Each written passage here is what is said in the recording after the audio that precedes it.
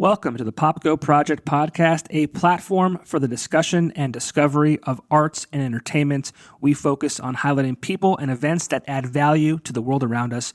Visit us on all social media platforms by searching the Popko Project or visit our website at thepopkoproject.com.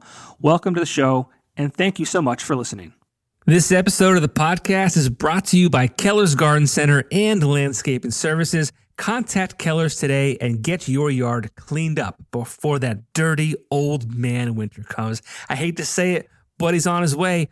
The mornings are cold. They're frigid. I don't like it. I'm turning the steering wheel warmer on. I'm putting the seat warmers on. It's just miserable. But contact Keller's today. And if you're looking for snow removal services during the winter months, they can take care of that for you too. Do not break your back this winter and leave the heavy lifting to the professionals at Keller's, family owned and operated. Their team is looking forward to serving you. Keller's Garden Center and Landscaping Services, located on Kern Street in Exeter near Blue Ribbon Dairy. Find them on social media to learn more.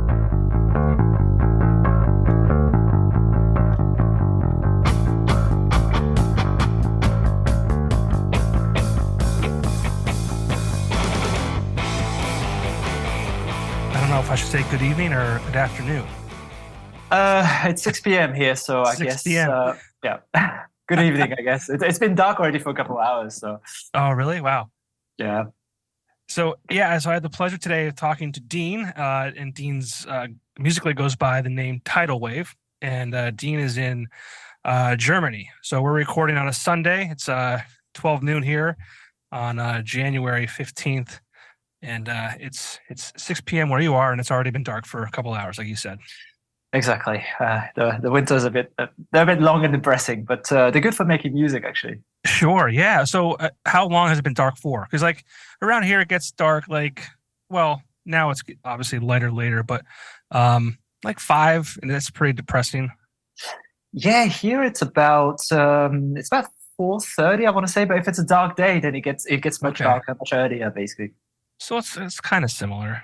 Yeah, it's the winter months are it's definitely that seasonal depression definitely kicks in for sure. Yep.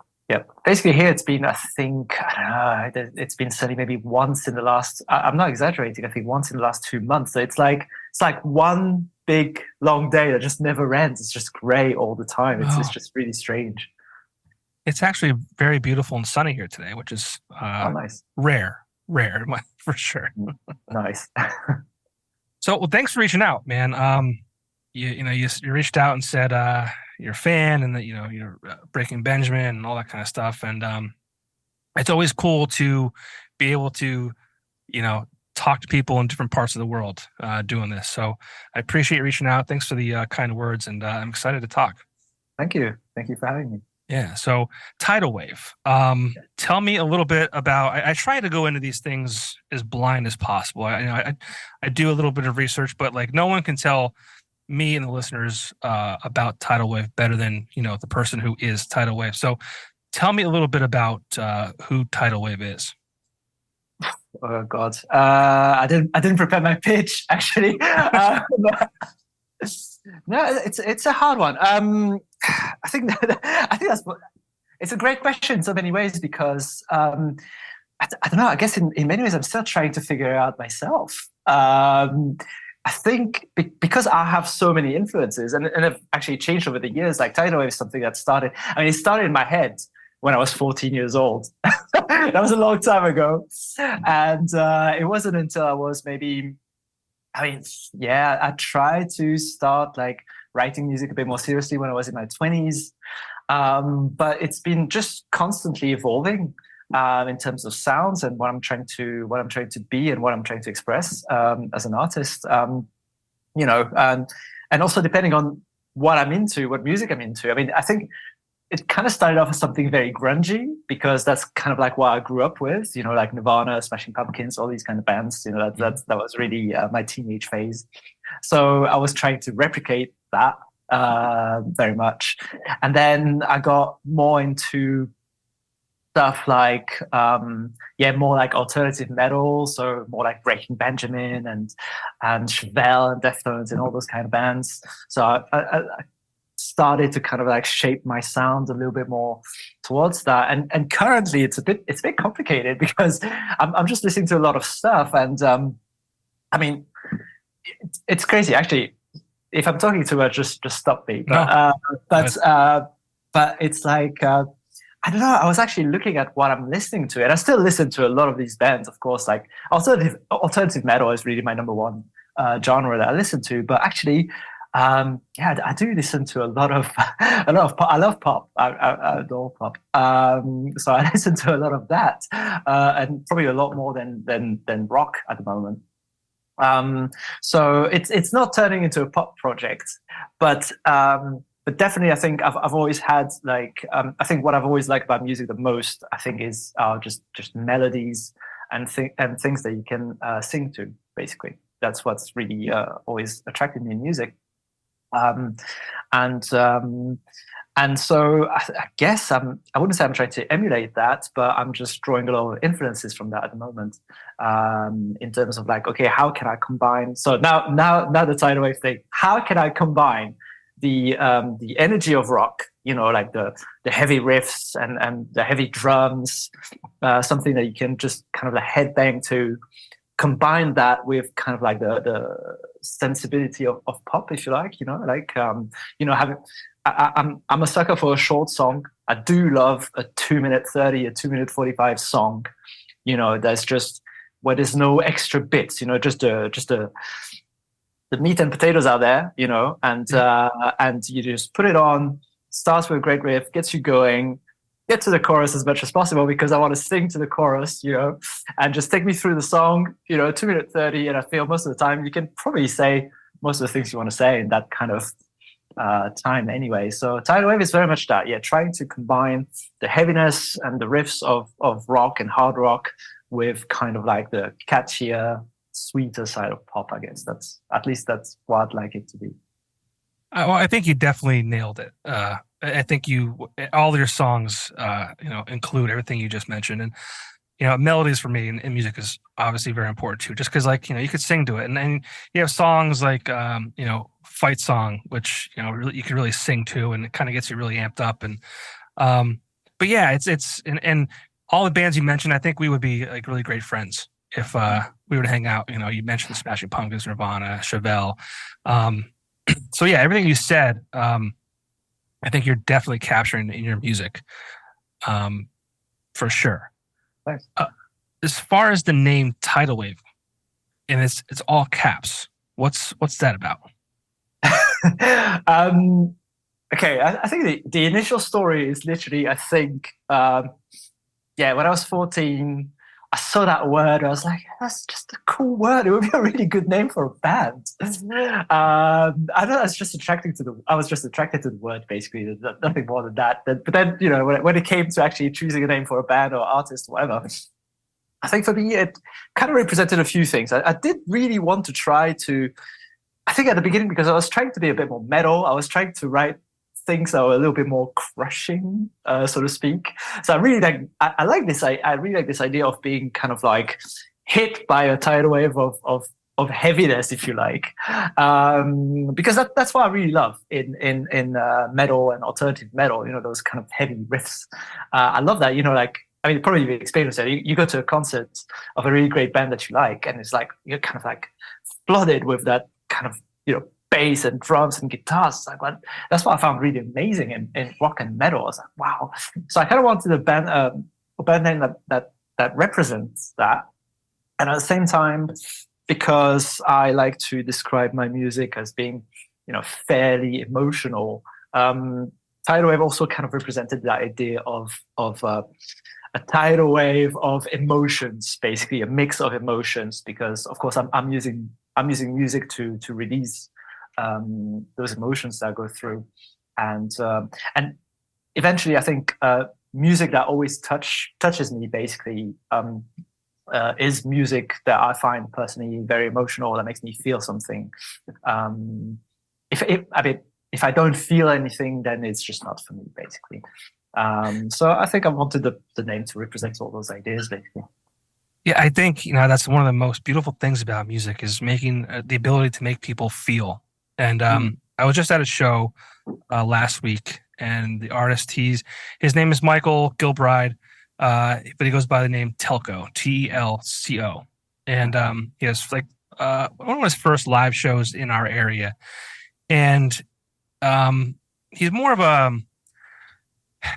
wouldn't say he's a musician, he's more of a songwriter, so to speak, but he got a band behind him, a very talented band called Modern Ties.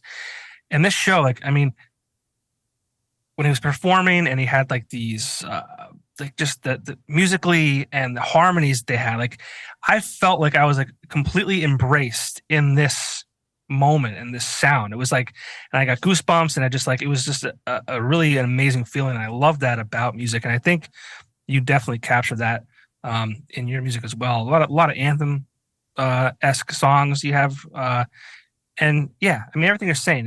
You think if you ever doubted yourself, I mean, you're nailing it. I think. Thanks, because the doubting part is. I mean, I guess every musician that you speak to on the show is going through the same thing. I mean, you're constantly wondering. I don't know if I can curse or not on the show. Yeah, but, for sure. It's the internet. I mean, it's just again, it's just music is such highs and such lows. I mean, you write a piece of music, you say this is amazing. You listen to it 20 minutes later or a day later, it's like, this is complete shit. You know what I mean? Like, it's just, and even when you release something, it's like I don't know. It's really hard because, like, for example, I just released this new song 2 days ago, and I was feeling pretty good about it. But it's like, maybe like an hour before it's actually out, you think, I don't know. I think they're not gonna. I think this is shit. Nobody's gonna like it. Who's gonna listen to it? It's literally, it's crazy. So yeah, it's a hard one because you kind of, there's the whole idea that you should do it for yourself and you should do it for the music itself. But of course, just like everybody else, you just put so much energy and soul and emotion into writing all those pieces of music. Of course you want to do well and you want people to like it because you think, man, I've spent so much time writing this thing. If it bombs, then it's kind of devastating a little bit. But. Well, I think that's like this for any creator, right? I think they have these doubts and these highs and the lows. I mean, even doing this is a purely a passion project for me. And there's times where I'm like, does anyone even give a shit that I'm doing this? Like, and then there's people who like reach out to me and like, hey, like I want to like talk to you and talk about music and all that kind of shit. And I'm like, all right, yes, this is okay. This is going somewhere. This is cool. This is fun, right? And I think that's just like from a creative aspect. I mean, everyone has their own worst enemies, their own the biggest critic, and it's tough, man. Yeah, no, absolutely. I mean, and the thing is, eventually, I think what's really hard, I guess, it's always the comparison game, right? I mean, because of course you think, well, yeah, okay, I got this amount of streams or whatever it is, and you think, well, but that artist, he's done this, or she's done this, or she's done that, and I mean, why are they listening to their music, not mine as much? Or like you could, it's a very hard, endless comparison game because especially since with social media you have access to everything. You could kind of fall in the trap of thinking, well, why am I not doing as good as this person? And it's really hard to kind of like just think, okay, just focusing on yourself and think, okay, I'm just trying to be better than this whole like cliche thing of just doing better than what I was doing before. But ultimately it's really hard to not compare yourself, of course. So yeah, it's like, it's a wonderful thing that we have all these metrics at our fingertips. We can see how many streams, we can see how many followers, but to go to what you're saying, like, it's also, if you internalize that and you analyze that and get caught up in it, it could very much so just kind of like, pull you down if you don't harness it the right way. Right. I mean, I was checking out your Instagram. Like, I mean, your music, and as powerful as it is, and as like I said, the anthems, and you have a song called 1992 that's performing very well, and just really great songs. I look at your Instagram page, and I'm thinking this guy should have like hundreds of thousands of followers. I'm like, where are they? It's funny. And I'm not talking shit. Like it's what are we like? Should we be judged by that? No, I don't think so. It's funny you should say that. I was actually exactly thinking about this in the last couple of days, actually, because it's one of my greatest fears, and of course you never know what's around the corner. But I was thinking about this whole like almost made it thing. It's like because it's the same kind of thing. You're like, oh, why don't you have more followers? Why don't you have more streams? Why don't you have or like what? Or the thing that we get a lot very often after we perform, like, why are you guys not bigger? And it's like, hell, you tell me. You know what I mean? Yeah, I'd love to be bigger. We'd love to do all these things, but it's like I was kind of wondering, what needs to come together for that to happen. But there was an interesting story as well. I remember listening to the ex-singer of Sick Puppies. And I remember at the beginning, they were kind of like, I think they moved from Australia to LA, and they were just trying to grind it out on the LA scene. And I remember he was explaining that story of people would come to their show, they would meet those A&Rs, they would approach all these labels, and they were always asking them, so, can you sign us? Can you do this? Can you do this? Can we work with you? And those people were always telling them, yeah, it's not for us. And when they would ask, okay, but what do we need to do in order to make it? Most people were telling them, hey, we don't know. and eventually, what happened is funny. Eventually, they had a hit. They had a hit song, and basically that's what they needed to do to just kind of like just put their foot in the door. I mean, So that's the thing. I think maybe that's the answer. You need to go viral. You need to have a hit, or you need to maybe grind it out for long enough that eventually something kind of happens. Or it's a tough one. So if you do have the answer, let me know. If I ever find it, I'm chasing the same thing, right? It's different what I'm doing than what you're doing, but it's a creative, something creative, and I'm a big advocate for it. Only takes one. Like it takes one person to hear your song. It takes one person to maybe see this and pass it on or share it or whatever it might be. It only takes one.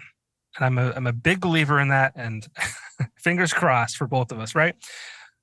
But have you met the Sick Puppies? I love that band. Is the lead singer, the former lead singer, doing anything right now? I know he was doing his own music for a while, and he hasn't really done anything in the last couple of years. I'm not too sure why, but I think he had released the solo album. Really? I have to check that out. Because I love the band, and when he left, I was like, I'm done. Yeah. I'm out. But they've got a new singer. They're doing pretty well, I think, from what I see. But it's a bit of a shame that he's not with them anymore. But yeah, it takes just one. Yeah, I agree. Yeah. If you know that maybe you've seen that meme. I see it quite often on Instagram. It's this guy with an axe trying to get to the diamond, and he just kind of gives up just as he's about to find a diamond in the dirt. Yeah. But it's exactly what you're saying. Maybe you just that one more song or one more episode of your podcast that somebody listens to. Oh, okay, this is really good. Do you want to work together? Blah blah blah. And then it can kind of really quickly snowball from there. But you just never know when that's going to happen. One more swing of that axe, and he would have got there. Exactly. Yeah, it's a long game, right? And it's like such a different. I mean, I'm not sure how old you are. I think you're probably around the same age as me, maybe a little younger. Based on your likes of music and artists, but it's definitely different today than it was 30, 40 years ago. And I think it's good and bad. And I think it's good because let's say you release new music and it's not received well, like you had alluded to before. Like, what do I do? What do I do? Well, the joy now is like just write something new and put it out. Yeah, exactly. And people, I think that's the thing. You're so self-aware when you're making something, and you just completely forget that actually nobody cares. Literally, nobody cares. People's attention span is so short. I know that if I release a bad song, yeah, maybe I'm going to feel like crap about it if people don't like it. But yeah, just release another one and people will have forgotten about the previous one in an instant. Yeah. Well, let's talk about this new song. You released it, you said a couple of days ago. I said today's the 15th of January. So that would put us at, you released it on the 13th. I'm not sure when this will air exactly, but maybe a couple of weeks from now. But you released a new song called Runaway. And this was the first song in how long? God, it's the first song I released for at least a good, I want to say 8 months, maybe. Oh wow! Okay. It's been sitting on my hard drive for longer than that. It's been recorded for quite a while. I'm a bit bad with that, but kind of didn't really do much for the last couple of years with the whole COVID thing. To be honest, I think some people really use the opportunity to just write and work even harder. For me, that was kind of the opposite. It was like taking a bit of a break from the whole music thing, which was good and bad. There were some good things and bad things about it. But yeah, it was kind of like, approaching 2023, and I looked at the date. I'm like, oh my God, it's actually 2023. And I still got this song, and I haven't done anything with music for so long. And I'm not one of those like 1st of January resolution kind of person, not at all. But I just kind of thought, okay, you just need to get back on the saddle and you need to go back to music now and really focus on that. So that's actually, it's not a resolution, but it's one of my biggest goals for this year is actually, okay, get working again. Yeah. How many times did you tweak that song? I think a lot of artists, if they record something or have it done for a long time, they kind of go back to it and they listen to it. They're like, oh, I got to fix this. I got to fix that. Did you kind of do that with this song? Yeah, that happened quite a bit. But that's the thing. Yeah, it's never fully finished. And even now, of course, I listen to it. I'm like, But I think generally the way that it works for me is like I will obsess about a song, and eventually I will kind of like I will get so sick of it myself. And I'm like, okay, I'm done with this. You just need to get it out, otherwise I cannot move on to something else, and I need to move on. But yeah, I'd still change a few things about what I've done, but it is what it is now. Hindsight's 2020, right? Exactly. But talk about your writing process. I mean, what does that look like? I mean, do you like conceptualize, in your head, or how does it kind of work out for you? God, yeah, that's a good one. Yeah, I mean, these days I think it's very much like because I'm listening to a lot of music, and generally, kind of like something will catch my attention. This is really interesting, and then the way that it works, really, it's actually. Then I'm thinking, okay, I really like that idea. How can I make my own version of it? Because I really like this idea. And of course, you're trying not to copy something, but you're trying to think, okay, what spin could I put on this? And every time it's kind of like, and that's what excites me about the songwriting process, because it's a tough one, because I maybe not so much inspiration needs to kick, but it's more like I need to be excited about something. I need to be like, oh, this is a nice little challenge, and then generally I get really obsessed, because I'm like, okay, how can I do this? And that's what happens very, very often. Or I'm listening to a particular riff, which I think, wow, this is really great. I'd love to be able to go on stage and perform something that has that energy that would make people move that way or sing that way or whatever. So I think ultimately, for me, it's always about the end goal, which is, okay, performing this song on stage, and okay, what emotions are people going to have when they listen to it, or what reaction are they going to have? So yeah, eventually it's always very much geared towards being on stage, performing a song, and see how people react to it. And so yeah, that's very much what the writing process is like. And I just remember this now. You actually, I think you listened to the Telco episode, and he and I talked about, writing music when you're happy or sad, and you thought that was interesting, and you have a slightly different take on that. And I think we'll set it up. And when I was talking to Telco, I was basically saying how like I don't know if I'd probably have to be in a bad headspace, or I'd probably resort to writing better or better songs when I had something sad or angry to write about, as opposed to when you're happy and things are good. So I'd love to hear your take on that. Yeah, it's an interesting thing. I think ultimately because of the nature of rock, my songs are, they can be fairly dark, or I'm generally talking about maybe uncomfortable, not all the time, but slightly uncomfortable topics. But I think for me, it's like, you kind of want to be, you've got this idea in your head, especially because I guess I grew up with the whole, grunge movement and Kurt Cobain and all those people. I think as much as I love Kurt and all the Seattle bands and all those artists, of course, they've had the biggest influence on me.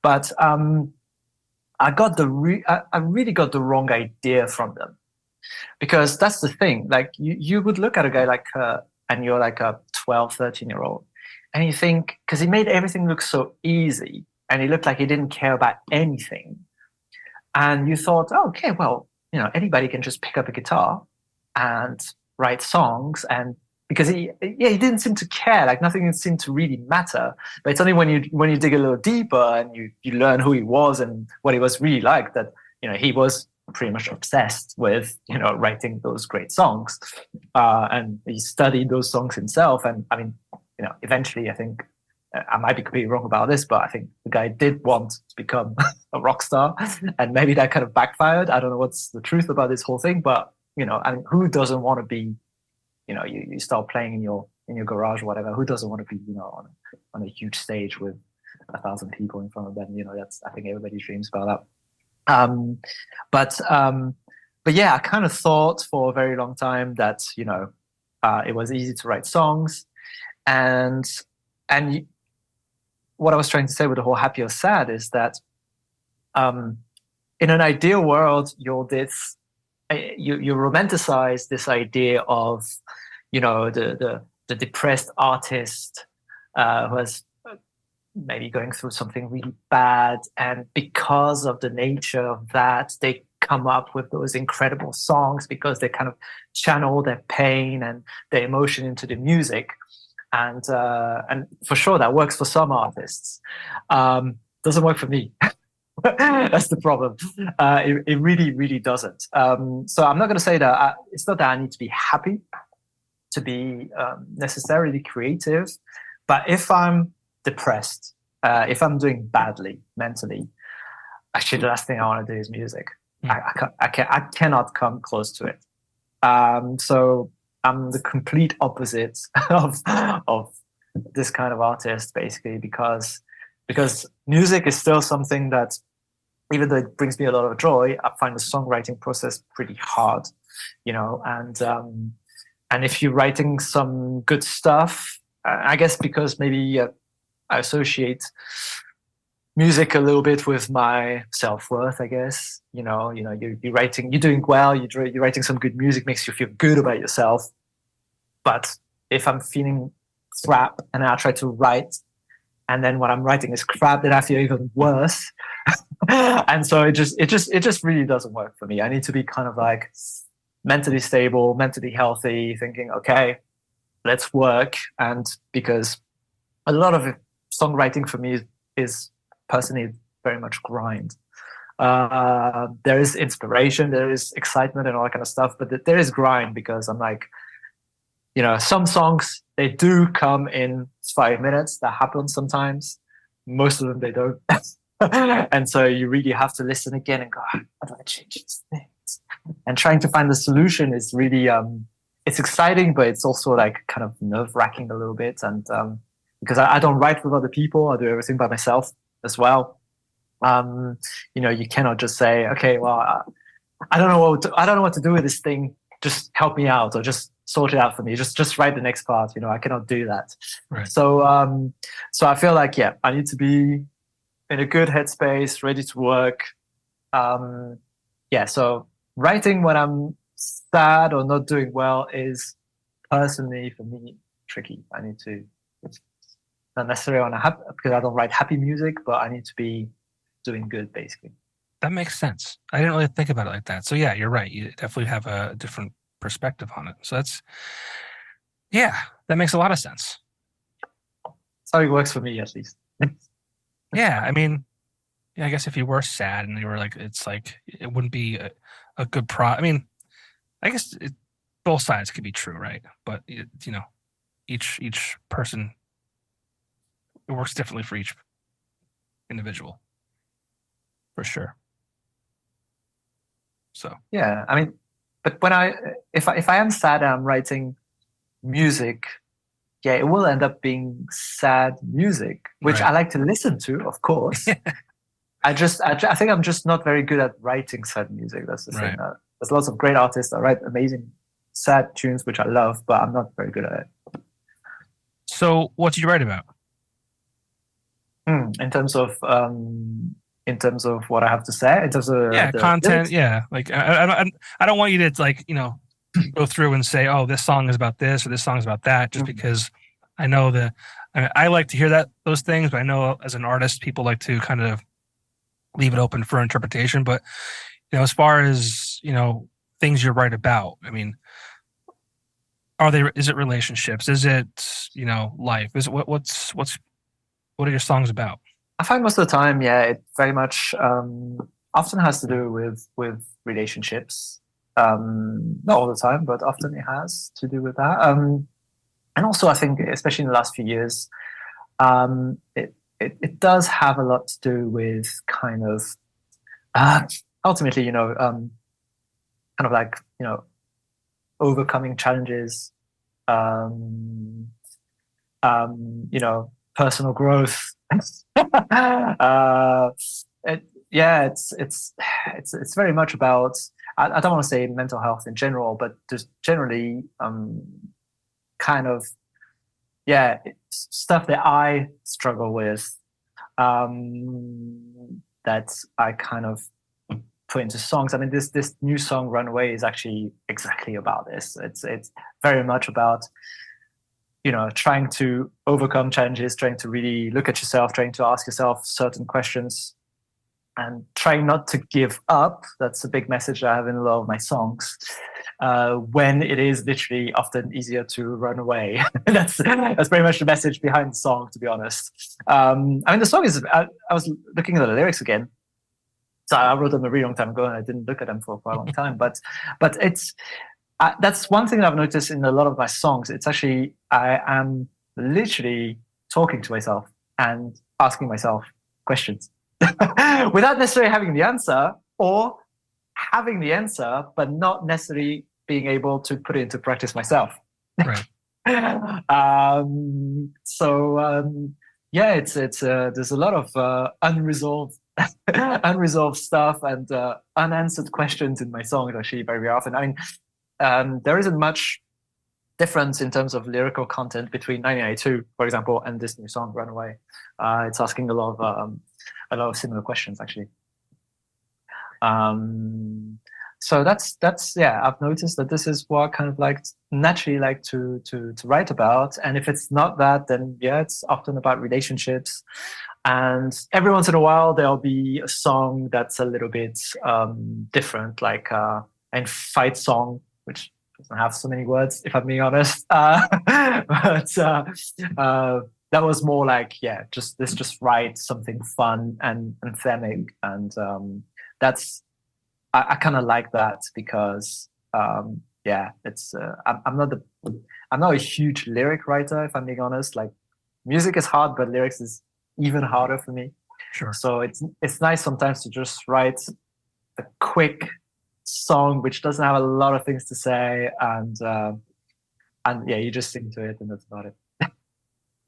That's the best, man. Like, I can't imagine like being on stage and like seeing and hearing people like sing your songs back to you. So with that being said, talk a little bit about what some of your live shows look like. I mean, it's got to be a pretty wild experience. I've never had that. I've been on some stages in front of audiences, whether it was introducing a band or whatever it may be. But I mean, I can't imagine what it's like to, be on that stage, that adrenaline and the crowd in front of you. And like I said, singing the songs back to you. And that's got to be wild. Yeah. I mean, I think ultimately if I could get rid of every other part of being a musician and just keep that part, that's what I would like to keep, like just being on stage. I mean, it's a very strange one because it's the most nerve-wracking thing in the world. But at the same time, the adrenaline is incredible. And I think ultimately that's the thing. I mean, I feel like I write, at least the music that I want to write needs to be on stage and it needs to be in front of a lot of people because the thing that I love to do the most is interact with the crowd. And get the crowd to either, mostly sing. I love that. Getting the crowd to sing, getting the crowd to, jump or whatever it is.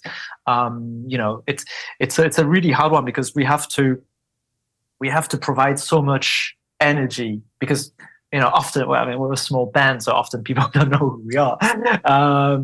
But there's nothing that I love more than, when we open for a bigger artist. And you're in front of 1,000, 2,000 people, and it's like, all right, I don't want to say it's us versus the crowd, but in some kind of ways, it's like, all right, we walk on stage, and most people are like, well, who are those guys? And you've got something to prove, right? You've got to get on stage and say, okay, well, we're here for a reason, So right, here's the music, and I'm gonna get you as involved as possible, and I think for me, that's the thing. I think. Personally, I'm the kind of person that likes that as a member of the audience. I like the artist to involve me in the show, and I've never really. I have. I mean, like some artists that their songs are so good they don't really need to speak or say anything, and that's totally fine. But we're talking about the really big ones. But if that's not the case, if you don't have the biggest song in the world, it's like the question is always, well, how are people going to remember who we are? Because you only get one shot, Right. So, and after those 30, 40 minutes, I want people to remember. It's like, wow, this is the band that made us do this. This is the band where this and this and this happened. You have to find a way for people to remember who you are. And I always thought that, if people have a good time, they will ultimately remember who you are, and maybe they will come after the show at the merch stand to speak to you and all these kind of things. And of course, they see that we're super, super approachable guys, and that's always eventually that's what you're looking for. You're looking for the contact with people. You want to speak to them, and you want to make sure that they come to see you again in the future. Yeah, of course. So. Yeah, that's very much what a tidal wave show is generally. That's what we try to do, I think we look very very. I don't want to say relaxed because we're kind of jumping everywhere, but it's one thing that I always found so interesting about being on stage is that literally a few minutes before I'm in a state of panic, really. Then you step on stage and there's no going back. So, but from the moment we played that very first note, something I always found so interesting, and I think maybe with more experience and longer set times, maybe it changes, but it's gone in an instant. You start the first song and then you end the last song and you have no idea where the time went. And those 30, 40 minutes are just gone. And yeah, next thing you know, you're just packing up your gear, and it's very, very strange.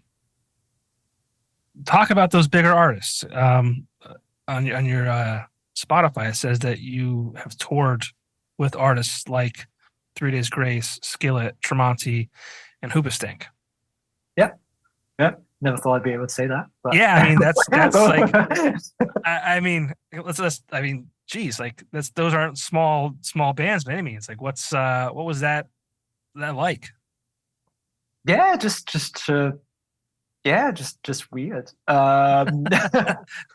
Just weird because I think especially the way that it happened, because that was kind of snowballed a little bit back in 2018, I think. But the interesting thing is like 2017, I was with my old band. I was still TIDALWAVE, but with different guys, and it just wasn't working at all within the band. And I remember the last show that I played with those guys was, I don't know, in front of 10, 15 people. And it was a terrible show. And after that, I was so emotionally drained from everything that I was like, I'm done. Like, I'm going to continue making music, but I think I'm done for a little while with the whole band thing. I want to take a break. And next thing I know, there was literally 1 year between that show in front of, I want to say 10, 15 people maybe in 2017. And the next show 1 year later in 2018 was opening for Skillet in front of 3,000 people. And it was just weird. Literally, like, I hadn't been on stage in between. And it was literally, all right, just here you go, step on stage and just play to all these people, which was wild. But it was great. It was really great. But I think at the time, the problem is like, there was no time to realize what was happening. It's like, oh, okay, well, here we go. We just play. But that was great. That was really great because, of course, those kind of like opening slots, I mean, they're amazing, right? You play in front of a lot of people, so you can literally do all these things that I like to do. Getting the crowd to sing and interact with the crowd, and you get so much energy back. It's an amazing feeling, and I remember the greatest thing was that literally the stage that we opened for Skillet on, I think same thing. A year prior, I was watching the same venue. I was watching Breaking Benjamin in that venue, and I thought, man, I'd love to be on that. Just put me, seriously, I said to myself, I said, put me on the stage in front of this amount of people, and I'll do something good. And a year later, it happened. And that was amazing. It was weird, but amazing. Yeah. Now, was that kind of like a festival type of thing, or I mean, how did it happen? They were because we have all those festivals in the summer in Europe, and so all the bands, they come to perform at the festivals, and they will always have like a few one-off shows in between festivals, basically. And we were already we had the confirmation that we were going to play and open for Tremonti. They were doing a Germany tour, and so we had the confirmation that was going to happen. So that was already amazing. So, well, we're opening for the guy behind Arthur Bridge and Freedom. Yeah. Amazing. And I remember the time I saw that Skillet was playing this one show, which was literally the day before we were supposed to start the Tremonti tour. And I saw that Skillet doesn't have an opening band. They don't have a support band. And I remember I just randomly asked the promoter, say, what's going on with that show? Is nobody opening for those guys? I was like, oh, well, I don't know. Let me check. And then he got back to us like, yeah, nobody's doing it. You guys want to get on? Yeah. Yeah. And it was totally nerve-wracking because I think we just got the news like just a few days before, and we had to scrap something up as quickly as we could to just try to make it to that stage. But it was, of course, it worked out in the end, which was amazing. It was super stressful at the time, but it was literally one of the. And I've realized with music, it's often very much like this. Probably with everything, it's being at the right place at the right time, and being able to say yes to a specific opportunity is huge. It's huge. So we just literally asked the right person at the right time, and we were available on that day at that time, and it worked out. So yeah, it was amazing. There's a saying that sometimes it's better to be lucky than good. Absolutely. And hey, it's one of those things too. It's like, ask, what's the worst they could say? No.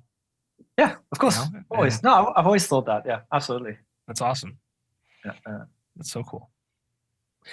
You mentioned before you like to be able to perform in front of audiences, kind of get a feel for, maybe it's new songs or just songs you have, and kind of see like how people vibe off those. I know you kind of took a break during the pandemic, but I mean, what was that hard for you? I mean, there's a lot of musicians that I talked to that they all took advantage of the time, like, whether it was time off to spend with their family, time off to write. Nobody, thankfully, was really like affected from a mental health standpoint that I've heard, anyways, of not being able to perform in front of an audience. And that's a big part of being a musician. It's, performing, seeing in the audience, testing songs and just having that interaction. It's very important, I imagine. So like, what was that like for you? I mean, did you just kind of take the break and said, I'm just going to pause and then see what happens? I think,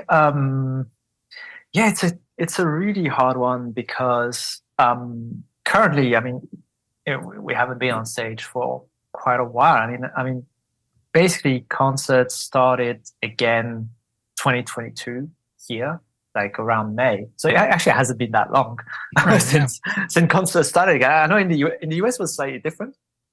I know that people, depending on which state and everything, people kept on playing and everything.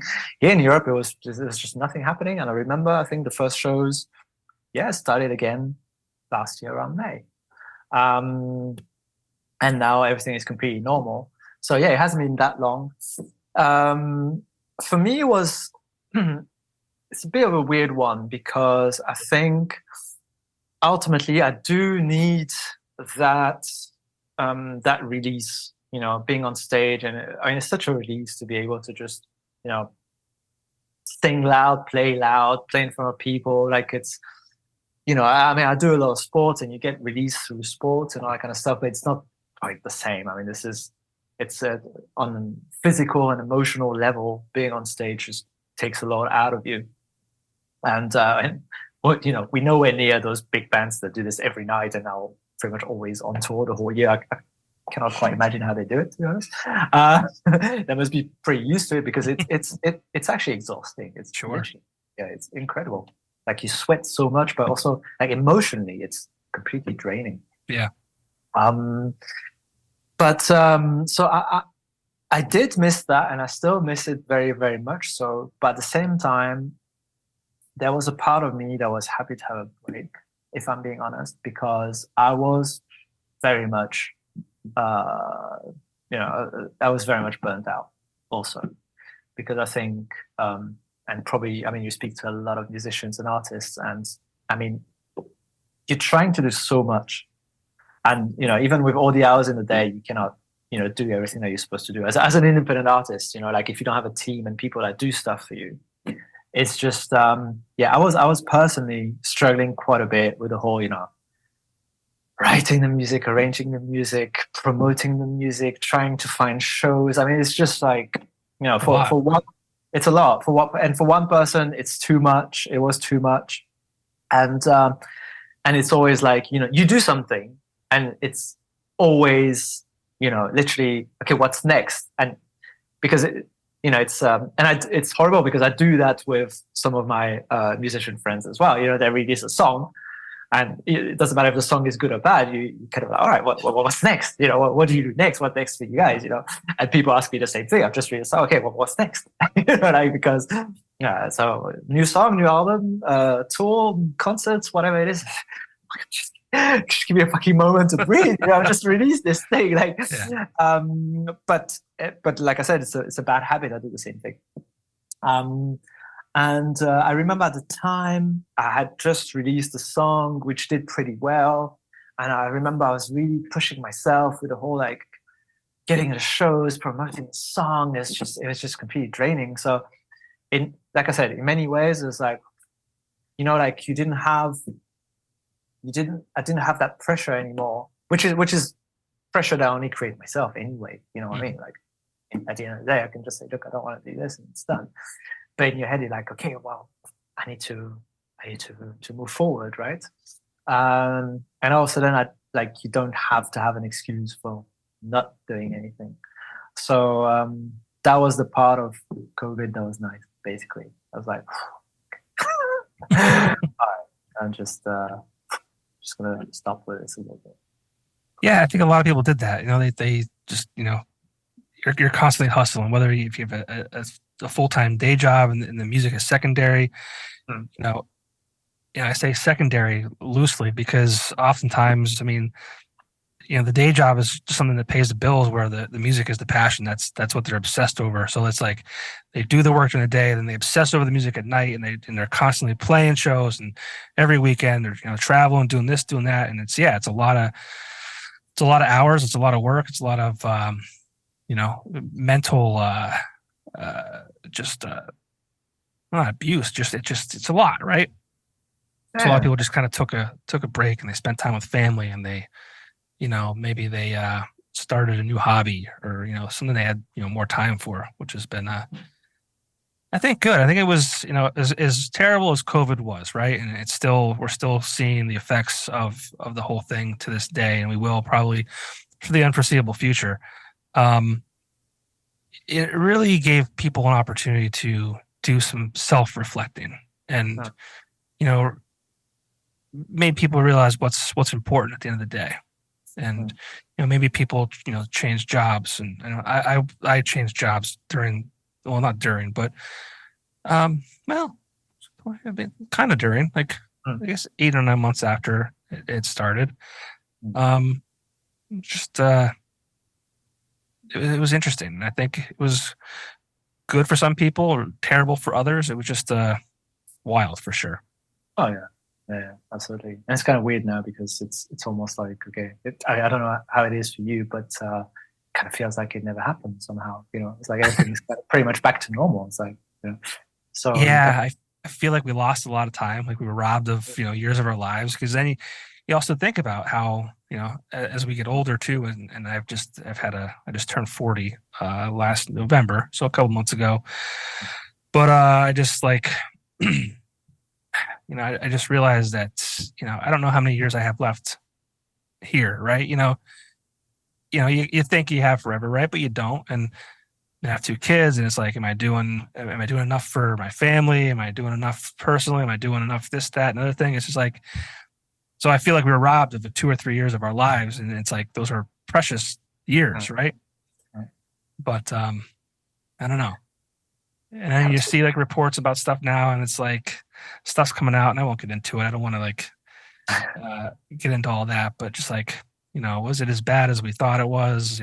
Should we have done X, Y, and Z? It just, if you start going back and looking at that too, you make yourself freaking nuts. But life, man. it was definitely weird. Like, I don't necessarily want to go back to it, definitely not. But like you say, I think in terms of the whole, like, being able to take a bit more time to self-reflect, that was a big one. And maybe, readjusting priorities, and trying to think. That's the interesting thing, actually, because I'm kind of in the middle of that a little bit right now, because I'm like, because I've said to myself, all right, let's just go all in again on the music this year. But I also don't want to experience some of the same things that I've done before. I don't want to lead myself to the same burnout I had before, So I have to also recognize when I'm just pushing a little bit too hard on one side. Okay, take a step back here. It's gonna be fine.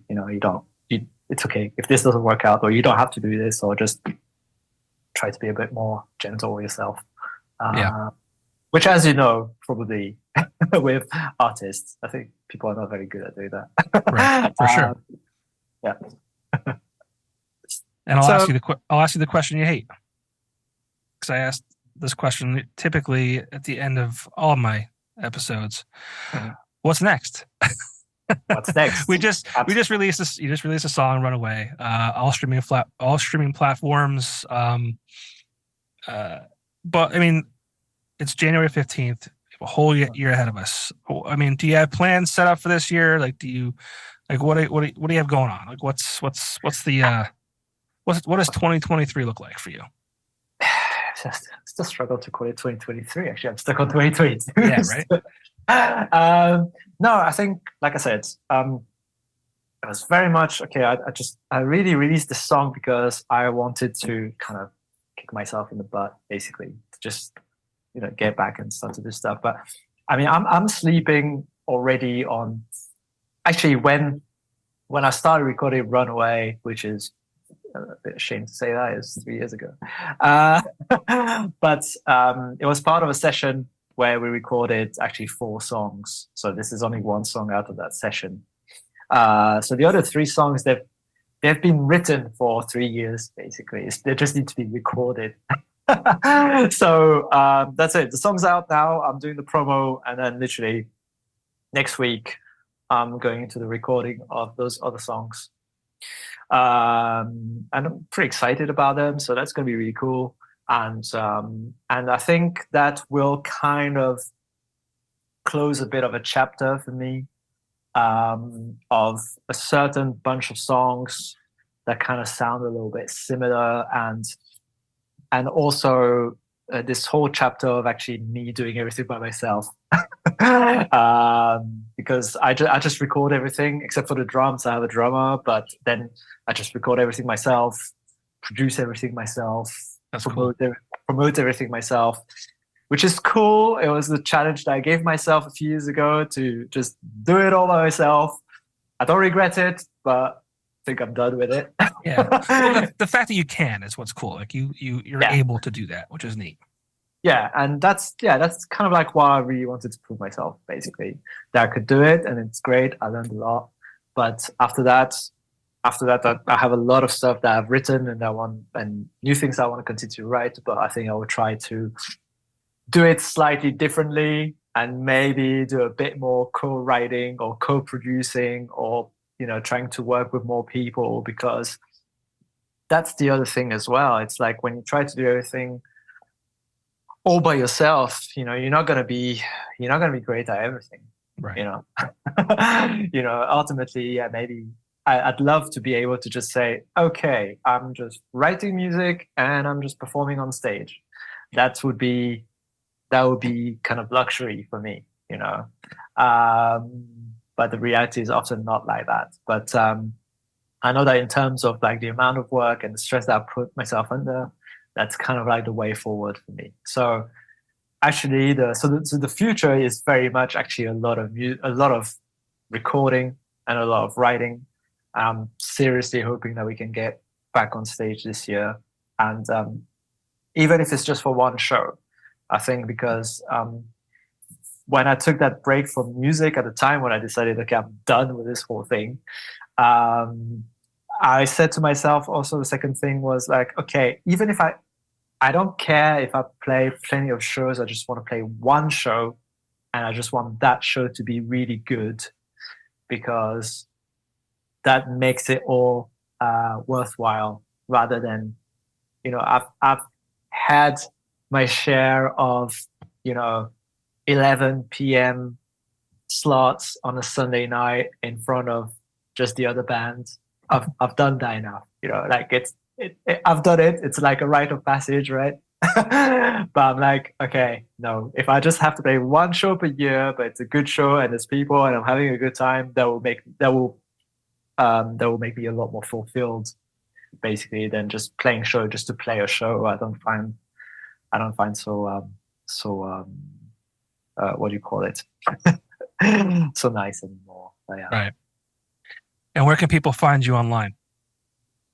Online, where are we? Instagram, TIDALWAVE Music, if I'm correct. Facebook, I don't know if anybody still uses Facebook, but Facebook, it's probably just the same, TIDALWAVE Music. But yeah, I try to, if you write me, I will get back to you. I'm not super involved in socials, but generally, yeah. If somebody writes or something, I will always get back to the person, of course. But yeah, if you want to find out anything about TIDALWAVE, generally, yeah, it's going to be through Instagram again. Are you on TikTok? No, I'm not. Still not on TikTok. Yeah, I'm on it. I'm on it, but very, very, yeah, not much. It just I use it for entertainment more so than I do promoting anything that I'm doing. I don't know how to utilize it to promote what I'm doing. So Same here. Same here. I don't know. I think somebody, I've got a friend that told me, if you don't know how to use it, it's just not for you. Yeah. Well, I see people on there and they're doing things. I'm like, I don't know. It just seems you're doing the same thing. You're just like reposting what you put on Instagram or what you put on Facebook, which I guess like is fine. I guess that's, whatever you want to use it for, you can use it for. But I think of TikTok differently in that like, it's just more entertaining, I think. And that's how I use it. And I understand that that's not how everyone uses it. So I'm not shitting on anyone who uses it however they want to. But it just, for me, it's like, I like it as like creativity and not skits, but like just, I don't know. I don't have the time to put those things together and I'm not clever enough. I'm not funny enough. And it's. Yeah, I think ultimately, you just find it's difficult to focus on different platforms. I think you just find one and you find the one that works for you. And I think it's easier to just stick to it. And, one last question for you. Of course. What do you do for fun in Germany? What do I do for fun? Yeah. When you're not doing music, what do you do for fun? And personally, I'm a huge tennis fan, so I play a lot of tennis, basically. Yeah, that's always been like I always thought about this. Like, I've made bad decisions in my life. I've picked my two hobbies or passions are basically some of the most time-consuming and expensive ones. Yeah. It makes no sense. I should have never chosen those passions because music takes a lot of time and you need the money. Tennis is exactly the same. Yeah. And I have to work as well on top of that. And oh God. Yeah. But they give me a lot of pleasure. So yeah, that's what I do basically. That's cool. Yeah. How about you? Man. Well, I used to shoot darts. That was my nice extracurricular activities. Used to be in a traveling dart league with we every Monday night. It was like a guy's night out. It was like 5 or 6 of us. We'd shoot darts and have some beers and eat some shitty food. And by shitty, I mean excellent food, but just shitty for you. Yeah. Yeah. And, as I said, I have 2 children. One's just turned 5 and one is just turned 6 months old. And so a lot of my time is dedicated to that. I don't have a lot of time for the extras. My extra time goes to doing this, which I absolutely love. I'm currently staring at a Peloton bike that I promised myself I would get on today. I'm going to try and make better choices this year as far as being active and trying to choose what I put in my body more effectively, I guess you could say, because I do have 2 children and a wife, and I want to be around as long as possible. But that's what I do for fun. Spend time with my family and do this. So nice. Yeah, it used to be darts. I haven't played sports in a long time. I actually work in a screen print shop. It's called Axelrad Screen Printing, and it's a big facility. And the owner just kind of taped off an area for pickleball, which is very similar to tennis, right? Yeah. But yeah, so we heard a lot about pickleball. Yeah, we've been playing pickleball at work, which has been kind of fun. Nice. Yeah, that's great. That's what you do when you get older. Like when you get older and less mobile, I guess you do stuff that's smaller, so you don't have to exert too much effort. If I remember correctly, it's one of the fastest growing sports in the US. Actually, pickleball. Yeah, there's a lot of big time athletes getting behind and investing in it and things like that. So I don't know. That's great. So nice. Well, man, thanks so much for reaching out to me. I really appreciate the kind words again, like you said, and it's always a pleasure talking to people, different parts of the world, and just kind of seeing what they're doing and how they're doing it, and the processes and procedures, and just talking about music, man. Yeah, thanks for having me. I mean, like I said, I think for me it's quite interesting to follow the podcast because, of course, you kind of hearing the struggle of similar artists, and you realize, okay, well, we're all going through the same shit. We're all doing it. If you're trying to be creative, like I said, you're your own worst enemy and your biggest critic, and you get down on yourself. No one likes what I'm doing. Why am I doing this? I'm stupid. I'm terrible. Why am I? But Well, best of luck this year, man. I hope I'll keep tabs on any new music you got coming up, and hopefully I'll see that you've hit that stage at least once this year. Thank you. Hopefully you'll have it. Yeah. Sweet. All right, Mel. Take care of yourself, and I'll talk to you soon. You too. Thank you. All right. See you. See ya.